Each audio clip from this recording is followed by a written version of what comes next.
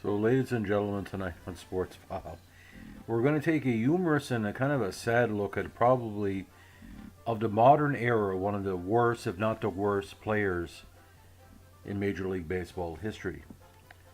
Argenis Angel Salazar.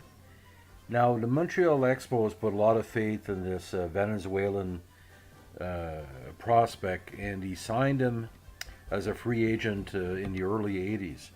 Now, he got a drink of water with the big team in 1983, and he not too bad of a start. Batted 216, 37 at bats, 8 hits, but he was made kind of the team's, not saying main shortstop in the second season, but Montreal at the time had an opportunity to build on their squad, and he put a faith in him, and he probably again had the worst statistical season in Major League Baseball history. Now, in 80 games with Montreal in '84, the Angel, who my fellow teammates on the Belleville Moosehead senior ball team, the Rescush Intermediate Baseball League, they unaffectionately call him a genius salad bar because nobody could understand he was Argenis or Angel or whatever. And he had 174 at bats. He batted 155. Now, to go that low in the batting rung, a lot got to go on. He could not draw a walk, even though walks could be drawn by like flies in the old Olympic Stadium. He had a batting average that was only a few points lower than his on-base percentage, a disastrous 178 with a .201 slugging, and his OPS where 100 is considered average. He only had a 9, which meant he was so below the OPS normal, it couldn't even be registered. Uh, at the time, Montreal media, up and coming players like us, it was a joke because to have someone in the shortstop position compared to the other great players Montreal had played at shortstop through the years, to have him, it was just disastrous. For him to be playing on a regular basis, again, he wasn't a bad guy, but he was terrible in all factors. Now, 85, he ended up being taken by the Cardinals, some kind of dispersal draft.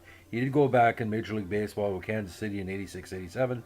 And get this, he almost had a career year in 86, batting 245 on 73 hits in 117 games. And, he's average went up 90 points. And, it was an award for most improved player or player that garnered the most success after. But some people were saying, he was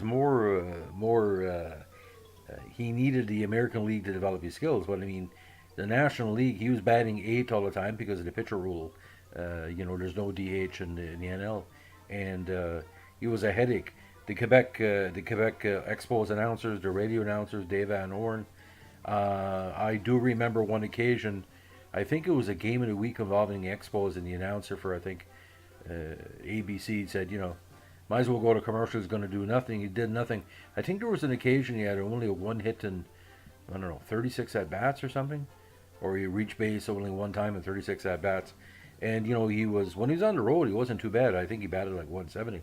But what's kind of ironic about Angel Argenis, he wore 3 uniform numbers for the Expos, not 1, not 2, but 3. And he was a pride of Venezuela for for his talent.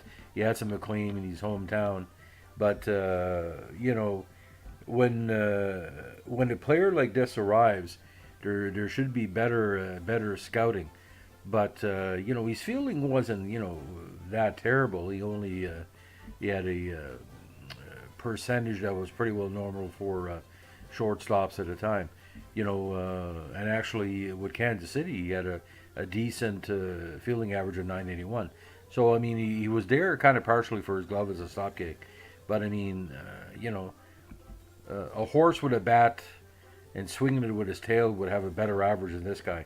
Like I said, he wasn't a bad guy, but that was just an example of the disastrous development of the Montreal Expos post the '81 Monday, and the Expo fans were just being put through craziness left and right, and this was one example.